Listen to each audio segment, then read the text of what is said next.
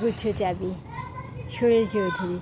উত্তরাধিকার সূত্রে পেয়েছিলাম এক গুচ্ছ চাবি, ছোট বড় মোটা বেটে নানা রকমের নানা ধরনের চাবি। মা বললেন যত্ন করে তুলে রেখে দে। তারপর যখন জীবন ও জীবিকার সন্ধানে নামলাম পথে, পকেটে সম্ভব সেই চাবির গুচ্ছ, ছোট বড় মোটা বেটে নানা রকমের নানা ধরনের।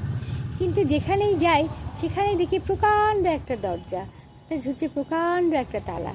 পকেট থেকে চাবির গুচ্ছ বার করি, ঘোরাই ফেরাই, লাগে না, খোলে না, শ্রান্ত হয়ে ঘরে ফিরি। মা দেখেন আর হাসেন, বলেন জানিস তো তোর বাবার হাত দিয়ে এই চাবিগুলো দিয়ে দরজাগুলো খুলতো না, শুনেছি নাকি তার বাবার হাত দিয়ে চাবিগুলো দিয়ে দরজাগুলো খুলতো। আসলে কি জানিস তো, ওই চাবিগুলো হলো সততা, সত্যে, যুক্তি, নিষ্ঠার। আজকাল ওই চাবিগুলো দিয়ে জীবনের বন্ধ দরজাগুলো খোলে না। তবে তুই ফেলে দিস না, তুইও যখন চলে যাবি তোর উত্তরাধিকার হাতে দিয়ে যাবি ওই সব চাবির গুচ্ছ।